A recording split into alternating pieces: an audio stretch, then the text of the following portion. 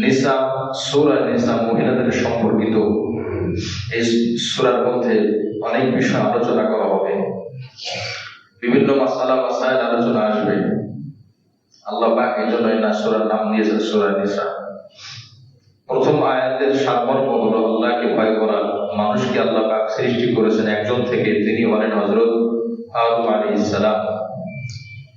এর পরে দ্বিতীয় নম্বর আয়াতে আল্লাহ পাক বলেন, ইতিমদের সম্পদ তাদেরকে দিয়ে দাও, তাদের সম্পদ তোমরা অন্যায়ভাবে খেও না, হারাম খেও না। 3 নম্বর আয়াতে আল্লাহ পাক বলেন, যদি তোমাদের বিবাহ করতে হয় ন্যায়সঙ্গতভাবে বিবাহ করো। পুরুষের জন্য একসাথে 4টি বিবাহ সুযোগ আছে, তবে ইনসাফের বিষয়গুলো ইনসাফের সাথে প্রত্যেক স্ত্রীর সাথে আচরণ করা। 4টি বিষয়ের মধ্যে সমতা রক্ষা করা আলোচনা হয়েছিল। 4টি বিষয়। 1 নম্বর খাবার দাবার, মাকুলাত। 2 নম্বর মাবি, 2 নম্বর থাকার জায়গা। থাকার জায়গা সবার জন্য সমান মানের হয়। 3 নম্বর কাপড় চোপড়, পোশাক পরিচ্ছদ, এগুলো যেন সমানভাবে হয়। 4 নম্বর সময় দেওয়া, একাধিক স্ত্রী থাকলে সমানভাবে সময় দেওয়া। এই বিষয়গুলোর কথা আল্লাহ পাক উল্লেখ করেছেন। যদি কেউ কারোর সামর্থ্য না থাকে আর্থিক এবং ইনসাফে, তো তার জন্য একটাই যথেষ্ট, ইনসাফ আদায়ের ক্ষেত্রে অধিক উপযুক্ত, অধিক কাছাকাছি। আল্লাহ পাক বলেছেন ইনসাফ হওয়ার দিক থেকে খুবই কাছাকাছি। একজন হলেই ইনসাফ হয়েই যাবে বিষয়টা এমন না। যারা জুলুম করে ইনসাফের সাথে চলে না, একজনের সাথেও জুলুম করতে পারে। এই জন্য আল্লাহ পাক এই আয়াতের মধ্যে এই কথা বলেন না যে একজনকে করলে জুলুম হবে না। আল্লাহ পাক বলেছেন জালিক আদনা আল্লাহ তাউলু, একজনের সাথে ইনসাফের মাত্রাটা ভালো থাকে, জুলুমের মাত্রা কম থাকে। এই হলো প্রথম 3 আয়াতের সারমর্ম। আজকে 4 নম্বর আয়াতে আল্লাহ পাক বলেন, যেহেতু বিবাহ সম্পর্কিত কিছু কথা, বিবাহ আলোচনা আসছে।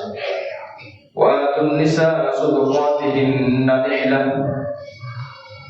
মহিলাদেরকে তাদের মহর দিয়ে দাও। আল্লাহ পাক আদেশ দিয়েছেন মহিলাদের যে ধার্য করা হয় মহরটা পরিশোধ করা ওয়াজিব। মহর দেওয়ার বিধান আল্লাহ পাক এরপরে বলেন, ফাইন তাবিনা লাকুম আন শাইইন মিনহু নাফসান ফাকুলুহু হানিআন মারিআ। মহর দেওয়ার পরে স্ত্রী যদি স্বেচ্ছায় মহর ফিরিয়ে দেয়, যে আমি আপনার থেকে মহর পেয়েছি, এখন আমি আপনাকে দিয়ে দিতে চাচ্ছি, আমি গ্রহণ করব না, তাহলে এটা স্বামীরা নিতে পারে, নেওয়ার সুযোগ আছে। স্ত্রী যদি সামনে স্বেচ্ছায় দিয়ে দেয়, যদি আংশিক দিয়ে দেয়, যে আমি কিছু রাখলাম, আপনি কিছু ফেরত দিলাম, স্বামীরা সেটাও নিতে পারে। এটা সম্পূর্ণ বৈধ, হালাল। তবে কোন স্বামী সুকৌশলে এমন চাপ প্রয়োগ করবে না যার দ্বারা সে মাফ করে দিতে বাধ্য হয়।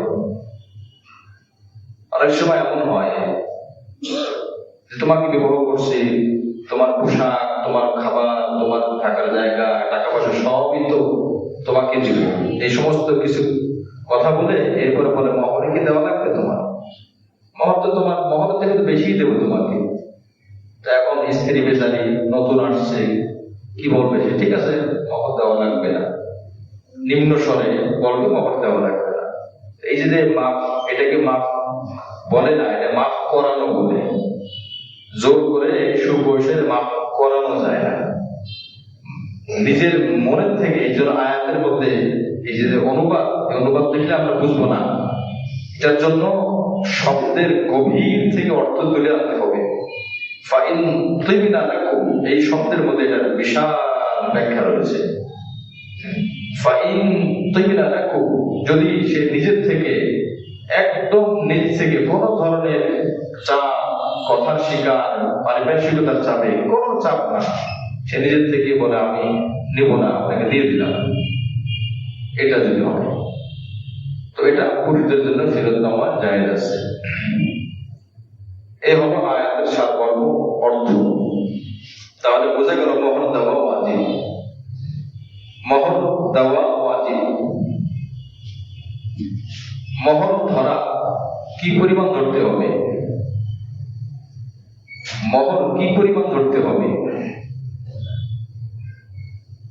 প্রথমত যেই মেয়ে যেই লেভেলের যেই স্তরের, ওই মেয়ের জন্য ওই স্তরের ছেলে খোঁজাও একটা নিয়ম। মেয়ের বাবার কোটিপতি, খুঁজে নিয়েছে খুবই অসহায় দরিদ্র মানুষ, বিবাহ জায়েজ। এই সমস্ত জায়গায় একটা অসুবিধা হয়ে যায়। মেয়ের দিক বিবেচনা করলে ধরেন মোহর 4-5 লাখ টাকা হতেই পারে, মেয়ের অন্যান্য গুণের বিবাহ হয়েছে 4-5 লাখ টাকায়। ছেলের দিক বিবেচনা করলে 50,000 টাকা দেওয়া ছেলের পক্ষে কঠিন। এখন আপনি কি করবেন? বিবাহের ক্ষেত্রে ছেলে হোক মেয়ে হোক, দিনদারিত্ব আগে দেখা। ছেলে যদি দিনদারি মেয়ে খুঁজে, দিনদার মেয়ে ছাড়া আমি বিবাহ করবো না, তাহলে সমস্ত মেয়েরা মনে করতো যে আমাকে বিবাহ তো কোনো পুরুষ করবে না, যে দিনদার না হই, তাহলে সব মেয়েরা দিনদার হয়ে যেত।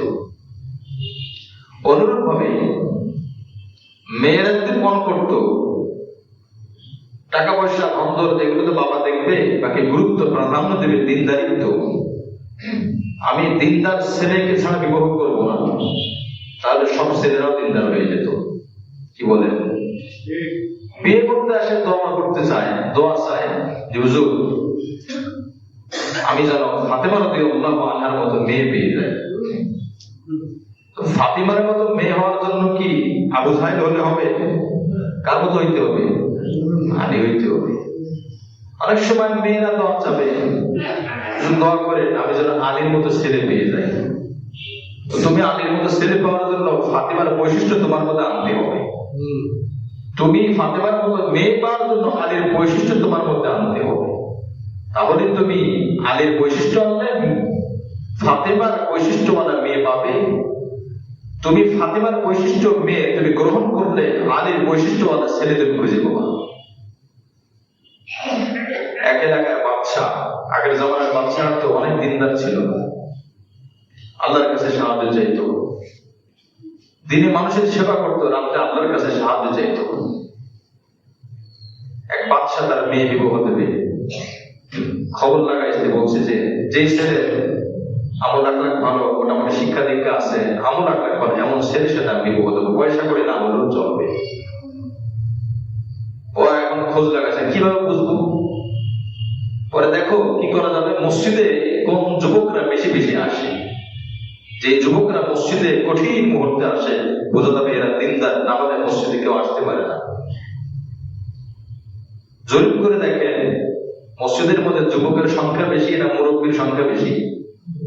মুরব্বীর সংখ্যাই তো বেশি। তার মানে তো এই না যে এলাকায় মুরব্বীর সংখ্যা বেশি তাই মসজিদে মুরব্বীর সংখ্যা বেশি।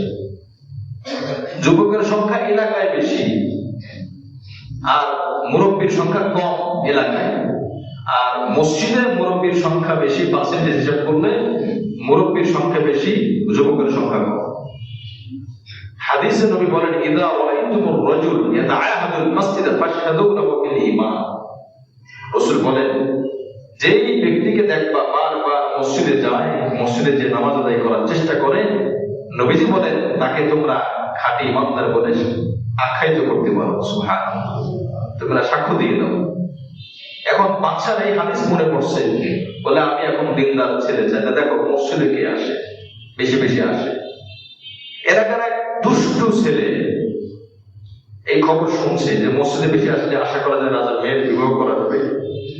ওই ছেলেটা 40 দিন পর্যন্ত মসজিদে আসা না, লম্বা সময় মসজিদ ব্যবহার করবে, মানে সময় কাটিয়েছে।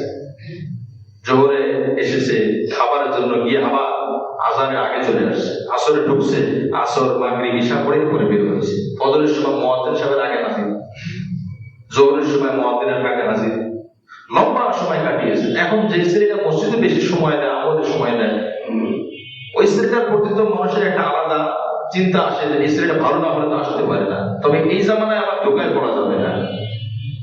ধর্মীয় পোশাকে ধর্মীয় আমলের ব্যানার লাগিয়ে বহু উল্টাপাল্টা কাজ করে। একজন নামাজি মনে করেন স্বাভাবিকভাবে মসজিদে আসছে, আর যে জুতা চুরির উদ্দেশ্যে আসে তার গায়ে জুব্বাও থাকতে পারে, মাথায় টুপিও থাকতে পারে। এই জন্য সতর্ক থাকতে হবে। এটা তো ওই জামানার কথা বলতেছি। ওই ছেলেটা 40 দিন পর্যন্ত মসজিদে থাকছে, লম্বা সময়, এমনকি রাতেও প্রায় সময় মসজিদে ছিল। টানা 40 দিন তার তাকবীরে ওলার সাথে তার নামাজ আদায় হয়েছে মসজিদে থাকার বদৌলতে। হাদিসের মধ্যে আসছে 40 দিন পর্যন্ত যা তাকবীর ওলার সাথে নামাজ আদায় হয় জামাতের সাথে, সর্বনিম্ন 3 জন হলে জামাতের সওয়াব হয়ে যাবে।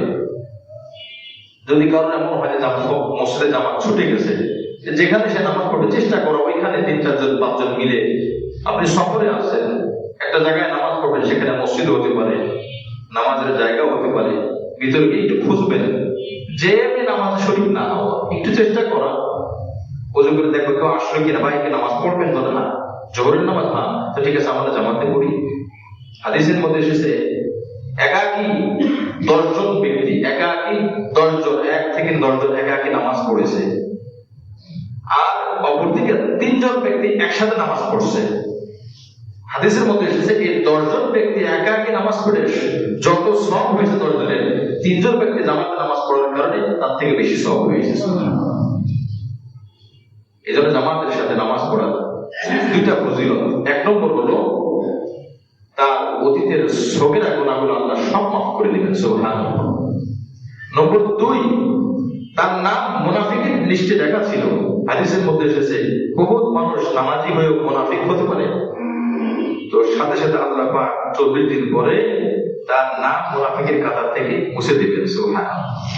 কুতিবা লাহু বারাআতুম মিনান নিফাক, তার মধ্যে একটা হলো নিফাকি থেকে মুক্তি। ওই ছেলেটা 40 দিন নামাজ পড়ছে, কি উদ্দেশ্য কি, যে রাজার দরবারে, বাদশার দরবারে তার নাম জমা হবে, ব্যাস রাজার মেয়েকে বিবাহ করা সহজ হবে। 40 দিন পরে রাজা উজিরকে পাঠাইছে, যাও ছেলেটাকে ডেকে নিয়ে আসো। তো ছেলেটাকে ডাকতে আসছে, গেছে, বলে কি জন্য ডাকছেন আমাকে? তো রাজা মনে করতেছে ব্যাপার কি, নামাজ কালাম পড়ে কি অহংকারী হয়ে গেল কিনা।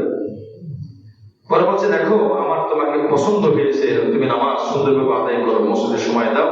আমি চেয়েছিলাম আমার একজন দিনদার ছেলের সাথে আমার মেয়ে বিবাহ দেবো, তা আমার তোমাকে পছন্দ হয়েছে, এখন আমার মেয়েকে তোমার সাথে বিবাহ দিতে চাই। এখন এই ছেলে বলে না, আমি আপনার মেয়েকে বিবাহ করতে পারবো না, আমাকে আপনি ক্ষমা করেন। বলে কেন, কি সমস্যা, আমার মেয়ের তো কোনো ভক্তি নাই, আমি বাদশা। বলে না, আমি বিবাহ করবো না, আমার একটা সমস্যা আছে। তোমার কি সমস্যা? আমি সমস্যার সমাধান করবো। মানে এই সমস্যার সমাধান আপনি করতে পারবেন না। জোরাজোরি করার পরে ছেলে বলতেছে দেখেন, যখন আমি সংবাদ শুনছি যে দিনদার ছেলের সাথে আপনি আপনার মেয়ে বিবাহ দেবেন, তখন আমার উদ্দেশ্য ছিল আপনার মেয়েকে বিবাহ করার জন্য মসজিদে বেশি সময় দিতে হবে, ওই লোভে করে আমি মসজিদে আসছি।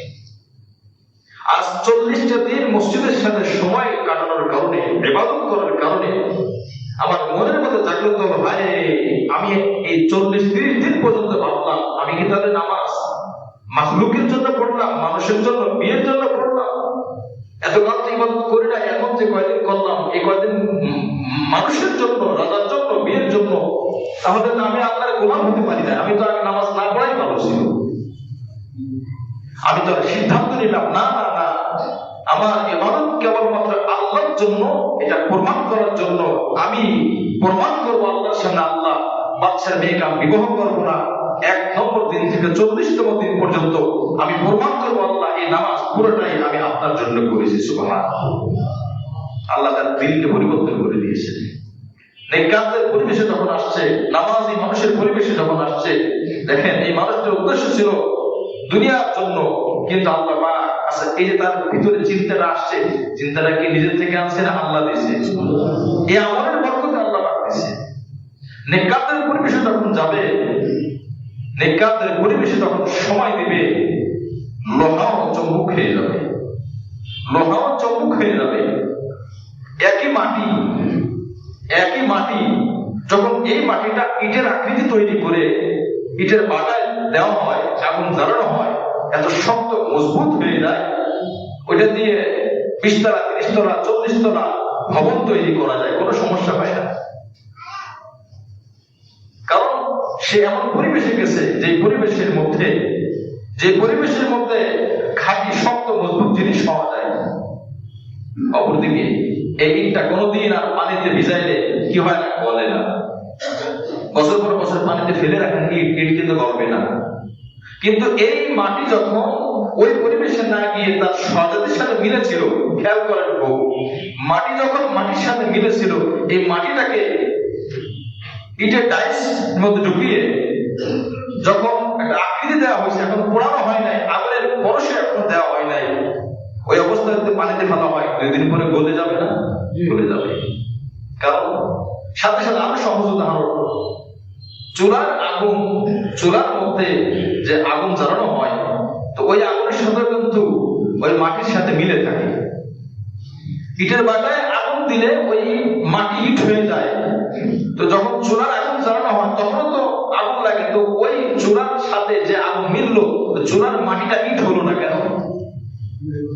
তার কারণ হলো তার স্বজাতির সাথে, এমন জাতির সাথে মিলে আছে যে জাতির অভ্যাস হলো নরম হওয়া। এই জাতির সাথে একদিকে মাটির স্বভাব, আর একদিকে আগুন। তো মাটি বলে তুই মাটির বৈশিষ্ট্য গ্রহণ কর, আগুন বলে তুই শক্ত হয়ে ইট হ। এই দুটোর টানাটানির কারণে সে মাটির বৈশিষ্ট্য থেকে সরে আসতে পারে নাই। আগে যেমন মাটি ছিল, পানির মধ্যে ফেলে 3 দিন পরে এমনি গলে যায়, এখন ওরকম মাটি হয়ে আছে। কিন্তু যখন ওই মাটিটা মাটির জাত থেকে আলাদা করা হয়, মাটির স্বভাব থেকে আলাদা করা হলো, আলাদা করে যেই ইটটি যেখানে বানানো হয় সেখানে ফেলা হলো, আর আগুন জ্বালানো হলো 2-1 সপ্তাহ পরে, এত শক্ত হয়ে গেল, এখন সেটা পাকা বাড়ি হয়। পানির মধ্যে যত বছর ভিজে রাখা হোক না কেন, ও আর গলে না, ও ইট থাকে, শক্ত ইট হয়ে গেছে। অন্যরকম মানুষ যখন খারাপ পরিবেশে থাকবে, কখনো খারাপ পরিবেশ কখনো ভালো পরিবেশ, তখন ওই মানুষটা ভালো হতে পারবে না, ওই মানুষটা কখনোই ভালো হতে পারবে না। হ্যাঁ, সাময়িক তার মন পরিবর্তন হবে, কিন্তু স্থায়ী হতে পারবে না। আরেকটা মানুষ যখন পরিপূর্ণ তার স্বজাতে খারাপ পরিবেশ থেকে নিজেকে মুক্ত করে ভালো পরিবেশে নিজেকে সময় দেয়, তখন ওই মানুষ স্বর্গের মানুষ হয়ে যায়। সুবহানাল্লাহ। এই জন্য পরিবেশের কারণে লোহা চুম্বক হয়ে যায়। যখন লোহাকে চুম্বকের সাথে লম্বা সময় রেখে দেওয়া হয়, তখন দেখবেন এই লোহার মধ্যে চুম্বক একটা আকর্ষণ চলে আসে। যারা ইলেকট্রিশিয়ান টেস্টার চেক করে যে লাইট জ্বলে কি জ্বলে না, বিদ্যুৎ আছে কিনা, অনেক সময় ছোট ছোট নাট লাগানোর জন্য ওই নাটটা ভিতরে ঢোকানোর জন্য হাত দিয়ে, তো ভিতরে ঢোকাবে কিভাবে? তখন দেখবেন ওই টেস্টার তো লোহা, ওইটা কিছু সময় চুম্বকের সাথে রাখে, বসা দেয়।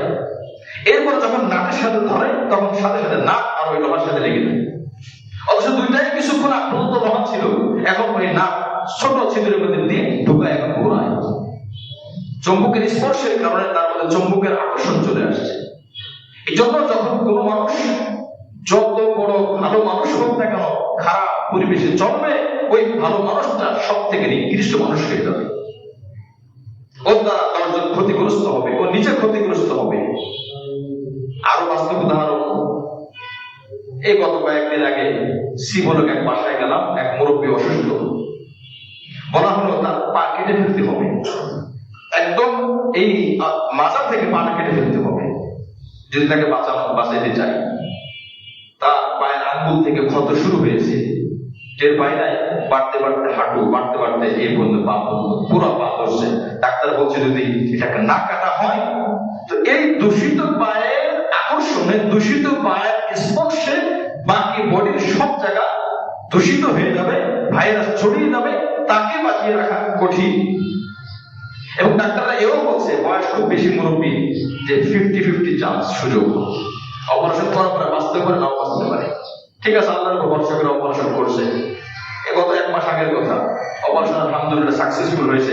তার পরিবার থেকে বলছে, আলহামদুলিল্লাহ সে আমার বাবা এখনো সুস্থ আছে। আমার বলার উদ্দেশ্য হলো, আমি পাটা কেটে ফেললাম কেন? যে পায়ের মধ্যে পচন ধরছে, যে পায়ের মধ্যে জাম ভাইরাস ঢুকছে, ওই পাটা যখন ভালো পায়ের সাথে ভালো জায়গার সাথে মিলে থাকে, ভালোটাও আঘাত করে। আসলে উচিত তো ছিল উল্টাটা। আমার শরীরে মনে করেন 10% সমস্যা, 90% কোনো সমস্যা নাই, তাহলে আমার এক পায়ের সমস্যা, বাকি সব জায়গা তো ভালো। উচিত ছিল ভালো জায়গাগুলো খারাপের সাথে মিলার কারণে ভালোর প্রভাবে খারাপটা ভালো হয়ে যাওয়া, এটা তো উচিত ছিল। উল্টাটা কেন হলো? বলে না, খারাপের প্রভাব বেশি, খারাপের প্রভাব বেশি। এই জন্য উচিত হলো কোন মানুষ তার সঙ্গ, সে যত বড় ভালো মানুষ হোক। আচ্ছা, আমাদের নবীর থেকে পৃথিবীতে বেশি আমল করেন ওনা বড় বুজুর্গ পৃথিবীতে আর কেউ আসছে? আসবে কোনদিন? সে নবীকে আল্লাহ কি বলছে জানেন? অসবির নাফসুরাকা ওয়াসবির নাফসাকা মা'আল্লাযীনা ইয়াদউনা রাব্বাহুম বিল গাদাতি ওয়াল আশি ইউরিদুনা ওয়াজহা। হে নবী, আমি আল্লাহ তোমাকে আদেশ দিচ্ছি, তুমি তোমার সময়টাকে, তোমার নফসকে, তোমার নিজেকে আটকে রাখো কাদের সাথে জানো? ইয়াদউনা রাব্বাহুম বিল গাদাতি ওয়াল আশি ইউরিদুনা ওয়াজহা। যারা সকাল সন্ধ্যা আল্লাহর গোলামি করে, যারা সর্বদা আল্লাহর সন্তুষ্টি চায়, যারা আল্লাহর সন্তুষ্টি নিয়ে চলতে চায়, তাদের সাথে তুমি পুরো সময়টা লাগিয়ে রাখো। তাহলে আমি আল্লাহ খুশি হব, আমি আল্লাহ পছন্দ করব। আর এটাই তোমার উম্মতের শিক্ষা। নবী এমন নবী, যে নবী খারাপ পরিবেশে গেলেও নবী কখনো খারাপ হবে না। কি বলেন, কথা ঠিক কিনা? সেই নবীকে পর্যন্ত আল্লাহ পাক বলছে আপনি খারাপ পরিবেশে যাবেন না, আপনি ভালোর সাথে থাকেন। তাহলে আমাদের কতটুকু পরহেজ করা উচিত? এই জন্য যদি কেউ বলে আমি ভালো হতে চাই, কি করব? কোরআন সুন্নাহ গবেষণা করে দেখবেন। এ কথা বলে না তুমি ভালো হতে চাও তো সারাদিন নামাজ পড়ো না, ভালো হতে চাও তো সারাদিন রোজা রাখো না, ভালো হতে চাও সারাদিন কোরআন পড়ো, অসম্ভব, এটা মানুষের পক্ষে সম্ভব না। ভালো হতে চাও সারাদিন জিকির করো, অসম্ভব। ভালো হতে চাও সারাদিন ঘরের মধ্যে বসে থাকো, বাইরে যেও না, অসম্ভব। হ্যাঁ, একটা উপায়, একটা মাত্র ঔষধ আর মাধ্যম, তুমি ভালো হতে চাও আর ভালো থাকতে চাও, তাহলে তুমি তোমার সঙ্গগুলো পরিবর্তন করো, তোমার সঙ্গগুলো সৎসঙ্গের সাথে লাগিয়ে দাও। সুবহানাল্লাহ। ভালো হতে পারবা, ভালো থাকতে পারবা। ভালো হওয়া সহজ, ভালো থাকা কঠিন। ভালো হওয়া সহজ, ভালো থাকা কঠিন। সাময়িক সময় ভালো রূপ ধারণ করা যায়, কিন্তু সত্তাগতভাবে ভালো হওয়া কঠিন। এই জন্য মুআজ্জিজ হাজিরিন, ওই যে বালকের সেই ছেলে 40 দিন মসজিদের ভালো পরিবেশে থেকে বিগত বছর বছর খারাপ পরিবেশে থাকার কারণে যে ক্ষতি হয়েছিল, 40 দিনে এতটাই কুমারী হয়েছে, আল্লাহ পাক তার মনটা পরিপূর্ণ ভালো বানিয়ে দিয়েছেন। সুবহানাল্লাহ। এজন্য আমরা এই কথা থেকে একটা শিক্ষা গ্রহণ করা, আমি যেই হই না কেন আমি চেষ্টা করব ভালো মানুষের সাথে থাকার জন্য। রাজা আছে ইনশাআল্লাহ, ভালো মানুষ, সত্যবাদী মানুষের সাথে, মিথ্যার সাথে আমি নাই। যে গালিগালাজ করে তার সাথে আমি নাই, যে গালিগালাজ করে না তার সাথে আমি আছি। আমরা কিন্তু এটা চিন্তা করি না। আমরা চিন্তা করি লোকটার ব্যবহার ভালো তো তার সাথে থাকি, অথচ সেই ব্যক্তি কোনো একটা নেশার সাথে জড়িত, অথবা সেই ব্যক্তি ব্যবহার ভালো কিন্তু নামাজ পড়ে না। তাহলে আপনি নিশ্চিত থাকেন বেনামাজির সাথে যত বেশি সম্পর্ক হবে আপনার, যত বেশি উঠা বসা হবে, আপনার নামাজ তত বেশি ছুটবে, আপনার ইবাদত তত বেশি ছুটবে, আপনার আল্লাহর প্রতি ভয় ভালোবাসা তত বেশি কমবে। এই জন্য প্রত্যেকের উচিত, আলেম বলেন, ছাত্র বলেন, জেনারেল শিক্ষিত বলেন, ব্যবসায়ী বলেন, কৃষিজীবী বলেন, আপনার মূর্খ বলেন, যে শ্রেণীর হোক না কেন, যে ব্যক্তি হোক না কেন, কোরআন হাদিসের বহুত জায়গায় বলা হয়েছে তোমরা ভালো সৎসঙ্গে থাকো। হযরত হোসেন আহমদ মাদানী রাহমাতুল্লাহ আলাইহি ওনার কিতাবের মধ্যে বলেছেন, যদি হুজুর কোন এলাকায় ভালো মানুষ না পাই তো কি করব? হুজুর বলেছেন তাহলে নাবালিগ বাচ্চা আছে, দুধের বাচ্চা আছে, 5-6 বছরের বাচ্চা আছে, ওদের সাথে থাকো, কারণ তার কোনো গুনাহ নাই। কি বলেন, কথা ঠিক কিনা? ছোট বাচ্চারা কি বড় হওয়ার পর মিথ্যা কথা বলে? কার কারণে বলে? তার কারণে নাকি আমাদের কারণে? আমার মিথ্যা কথা শিখায়। কলিং বেল দিয়েছে পাওনাদার, দরজা খুলছে, আঙ্কেল তোমার আব্বু কোথায়? তো এখন আঙ্কেল, ছোট বাচ্চা বলতেছে আঙ্কেল আমার আব্বু বলছে আমার আব্বু বাসায় নাই। আব্বু কিছুক্ষণ আগে শিখাইতেছে, সিসি ক্যামেরাতে দেখছে যে আসতেছে পাওনাদার। তো আব্বু বলছে বাবা যে আঙ্কেল আসতেছে, যখন গেট খুলবা জিজ্ঞেস করবে আমার কথা, তখন তুমি বলবা যে আব্বু বাসায় নাই, এই কথা বলবা। তো ঠিক এই কথাই তো সে বলছে। তো এর সাথে আরো যোগ করছে, কারণ আমার আব্বু তো আমাকে শিখাইছে, আব্বু বলছে আব্বু বাসায় নাই। তো এই যে তাকে মিথ্যাটা শিখাইলো কে? কে শিখাইছে? তার বাবাই তার সন্তানকে হাতে ধরে জবাই করেছে। এরকম বহুত বিষয় আছে, একটা বিষয় না। আমরা বাবা, আমরা মা আমাদের সন্তানকে নষ্ট করতেছি, আমরা খেয়াল করতেছি না। কখনো চাচা আপনার বাচ্চাকে নষ্ট করে, বাবা মা তো ভালো পরিচর্যা করে, অনেক সময় চাচারা দুষ্টামি করে, অনেক সময় মিথ্যা কথা শেখায়, মার শেখায়। বাচ্চারা যে জিনিসই খাবে ওইটা তার সাথে করে না, এটা নবীর আদর্শ না, এটা নবীর আদর্শ না। আপনি এখন দুষ্টামি করে যেটা করবেন, অনেক সময় বাচ্চারা রাগাইলে খুব রাগে, তো বড়রা খুব খুশি হয়, এই খুব খেপছে ডাকতেছে না। এটা মনে রাখবেন, আল্লাহ পাক ওই বাচ্চাকে, ওই বাচ্চার নফসের রুহের বয়স যতদিন, আপনি দাদা আপনার রুহের বয়স কিন্তু ততদিন। তার বডির বয়স কম, আপনার বডির বয়স 70, তার বডির বয়স 2 মাস, কিন্তু নফসের আর রুহের বয়স কিন্তু একই। আজকে আপনি রাগাইতেছেন, তো সে ভবিষ্যতে মানুষকে রাগাবে, মানুষকে খাওয়াবে। মুআজ্জাজ হাজিরিন, এই জন্য বাচ্চাদেরকে সাথে এমন আচরণ করা যাতে বাচ্চাকে আপনি যদি তুই বলে ডাকেন, তো বাচ্চা আপনাকে কি বলবে? তুই বলবে। যদি তুমি বলে ডাকেন, তো ওই বাচ্চা আপনাকে কি বলবে? তুমি বলবে। আপনি বলে যদি ডাকেন, ওই বাচ্চা আপনাকে আপনি বলে ডাকবে। এই জন্য প্রত্যেকটা বাচ্চা ইসলামের সভ্যতার উপরে আসে, ইসলামী কালচার নিয়ে। কোনো বাচ্চা মিথ্যা কথা বলে না, কোনো বাচ্চা মিথ্যা কথা বলে না। বাচ্চাদের মধ্যে একটা কিতাব আছে, কিতাবের মধ্যে 5টা গুণ বলা হয়েছে। এই 5টা গুণ যদি কোনো বড় মানুষ অর্জন করতে পারে, বাচ্চার থেকে শিখে, ওই বড় মানুষটা আব্দুল কাদের জিলানী কেন বড় বড় বুজুর্গ আল্লাহর ওলি হয়ে যাবে। তার মধ্যে একটা গুণ হলো, দেখবেন বাচ্চারা রেগে যায়, কিন্তু তার রাগটা বেশি সময় দীর্ঘ হয় না, মুহূর্তের মধ্যে তার রাগটা পানি হয়ে যায়। এই 5 মিনিট আগে দুষ্টামি করছে, 2 জন বাচ্চা মারামারি করছে, ঝগড়া করছে, 5 মিনিট পর আবার একসাথে বসে খেলতেছে। কি বলে কথা ঠিক কিনা? আর আমরা কি করি? আমরা রাগ হওয়ার পরে 5 মিনিট দূরের কথা, 5 বছর না, জাহেলি যুগের তো অবস্থা এমন ছিল, মারা যাওয়ার আগে ওসিয়ত করে যায়, আমি মারা যাচ্ছি, অমুক গোত্রের সাথে, অমুক চাচার সাথে দ্বন্দ্ব ছিল আমার, আমি তো শেষ করতে পারলাম না দ্বন্দ্ব, তোরা চালাই দেয়, ওসিয়ত করে যায়। এই জন্য বাচ্চা শুধু বাচ্চা মুহূর্তের মধ্যে তারা আরেকটা বড় বৈশিষ্ট্য, 5টা বৈশিষ্ট্য, তার 2 নম্বর বৈশিষ্ট্য হলো বাচ্চারা অল্প কিছুতেই দেখবেন কেঁদে দেয়, অল্প কিছুতেই কেঁদে দেয়। বান্দা আল্লাহর কাছে বাচ্চার মতো, যত খারাপ বাচ্চা, দুষ্টু বাচ্চা হোক, তখন ওই বাচ্চা কাঁদে।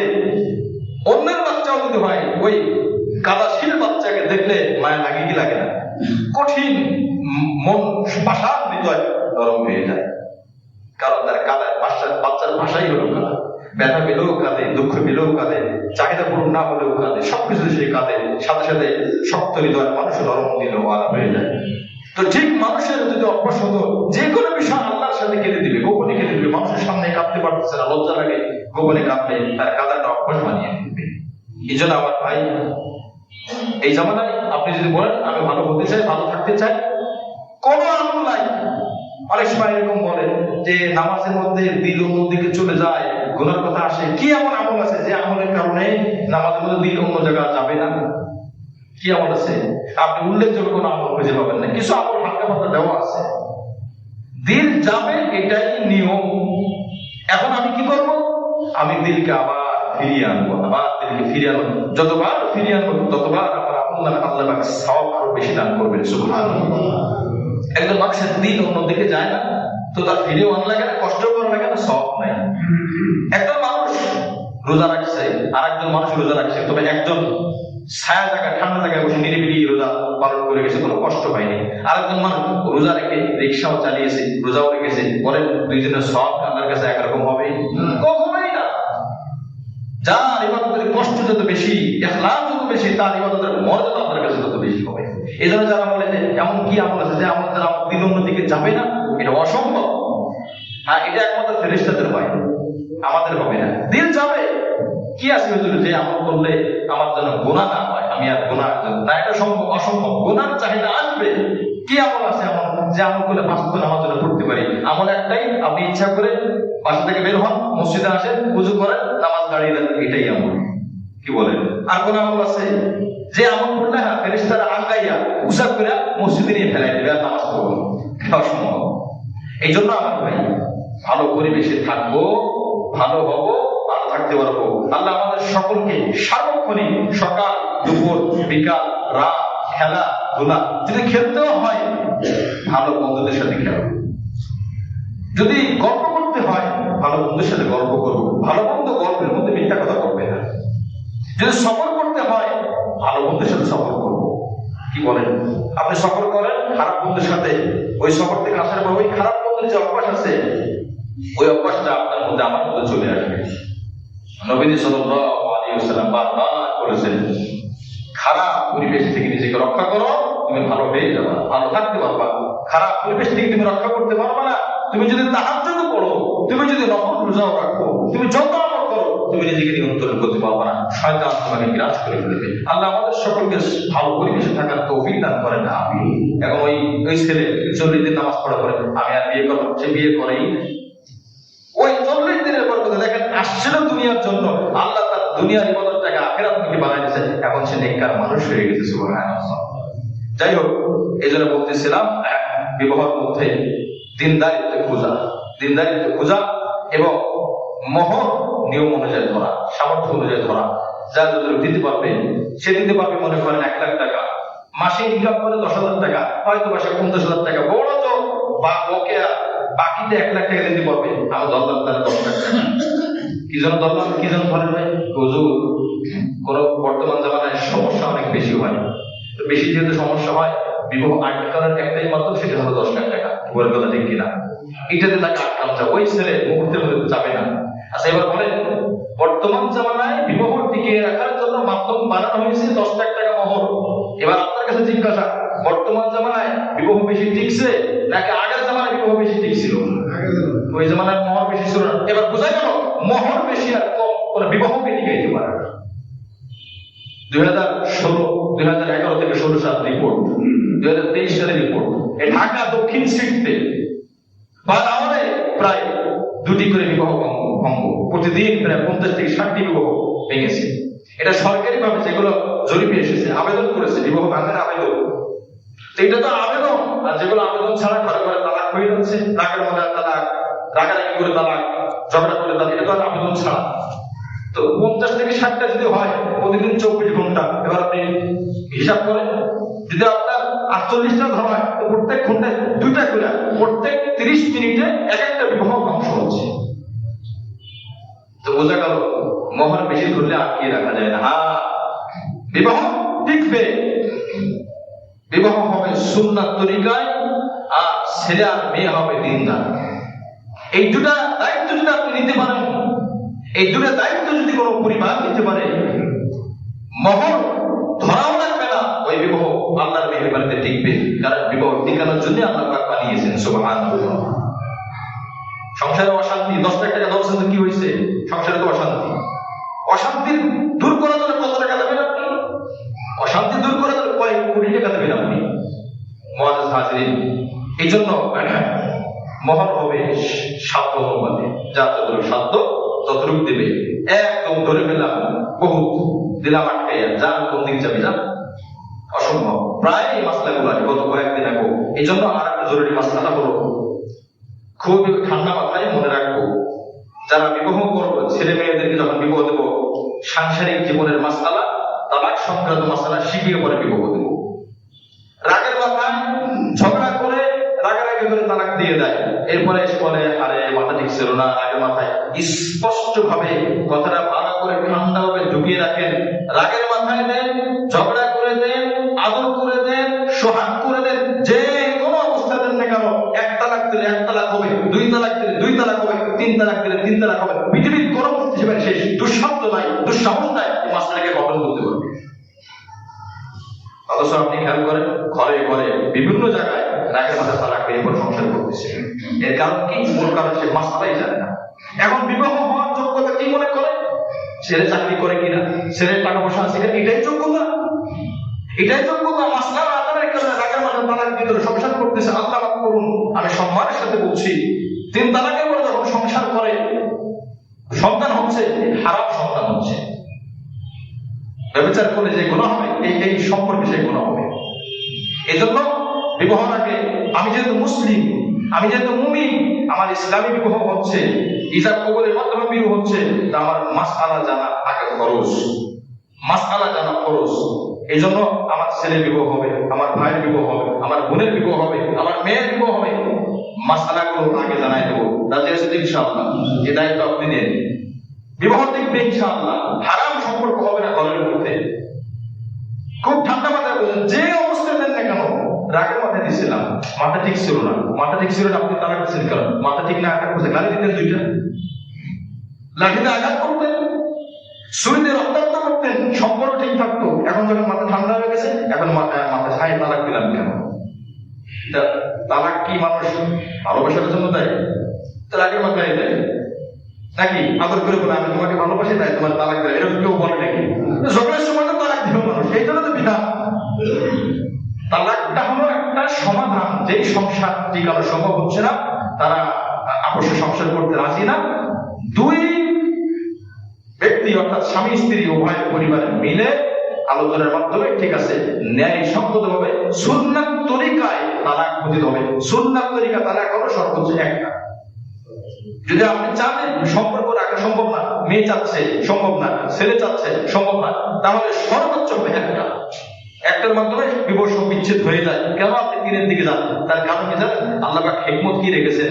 আজকে এক তালাকের মাধ্যমে যদি বিবাহ ভেঙে যায়, বিবাহ ভেঙে গেল, 2-4 মাস আলাদা হয়ে গেল, 1 বছর আলাদা হয়ে গেল, ছেলেরও বিয়ে হয় নাই, মেয়েরও বিয়ে হয় নাই, 1 বছর পর হঠাৎ করে মনে হলো না আসলে আমি ভুল করছি, ছেলে মনে মনে ভাবলো, মেয়েও মনে মনে ভাবলো না আমিও আসলে ভুল করছি, আমারও বাড়াবাড়ি হয়ে গেছে, এখন তার আবার মিলতে চায়। আল্লাহ পাক বলেন, বান্দা এই এক তালাক এজন্য দিয়েছি, এখন যদি তোমরা মিলতে চাও তাহলে আবার নতুন করে শুধু বিবাহ পড়ালেই হয়ে যাবে, আবার তোমরা স্বামী স্ত্রী হতে পারবে। সুবহানাল্লাহ। আর যখন 3 তালাকের মাধ্যমে হবে, 3 তালাকের মাধ্যমে বিচ্ছিন্ন হয়েছে, এখন 1 বছর পর আবার তারা মিলতে যাচ্ছে, মনে রাখে মিলতে পারবে না, ওই যে যেটাকে আমরা হেলা বলি, আর এক জায়গায় বিবাহ করিয়ে তারপরে আসতে হবে। তাহলে ইসলাম কি কঠিন না সহজ? কি বলেন? ইসলাম একটা নিয়মের উপরে রেখেছে, আমরাই কঠিন বানাইছি। আমাদের এত রাগ, আল্লাহ থেকে তোমাদের রাগ বেশি আমাদের, নওয়াজুবিল্লাহ। আল্লাহ বলেছেন 1 তালাক, আমি দিলাম 3 তালাক, কেন আমি 3 তালাক দেবো? বোঝা গেল আল্লাহ থেকে আমার রাগ বেশি। এই জন্য আমার ভাই মাসআলা জানতে হবে, মাসআলা জানতে হবে। বিবাহ করা কারোর জন্য সুন্নাত, কারোর জন্য মুস্তাহাব, কারোর জন্য ওয়াজিব, কারোর জন্য ফরজ। বিবাহ সবার জন্য ফরজ না, সবার জন্য ওয়াজিব না, সবার জন্য সুন্নাত না, কিন্তু বিবাহ করার আগে তালাকের মাসআলা জানা প্রত্যেকের জন্য ফরজ। যদি বিবাহ টিকাতে চাই, স্ত্রীর হক কি, স্বামীর হক কি, এই মেয়েকে শেখানো, মেয়ে যখন পরিবারে যাবে সংসার কিভাবে পরিচালনা করবে, মেয়ের মাসআলা জানতে হবে। আজ আমরা ছেলেদেরকেও শিখাই না, মেয়েদেরকেও শিখাই না, ছেলেদেরকে বাজার করা শিখাই না, ছেলেদেরকে বাহিরে জগৎ শিখাই না, মেয়েদেরকে রান্না বাড়া। মেয়ে এত আদর করি না, চোলার কাছে যাওয়াই যাবে না। এখন যখন বিবাহ হয়, শ্বশুর বাড়ি গেলে তার উপর থেকে কিছু দায়িত্ব আসছে, শাশুড়ি বলছে তাও ডিমটা ভেজে নিয়ে আসো, ডিমটা ভাবছে লবণ দেয় নাই, আবার দিতে বলছে লবণ 1 জায়গা বেশি পড়ে গেছে। এখন বলেন, এখন যদি শাশুড়ি কিছু বলেন, শাশুড়ির দোষ। কি বলেন, আমার কথা কি যুক্তি আছে কিনা? কেন আপনি ডিম ভাজা আপনার মেয়েকে শিখান নাই?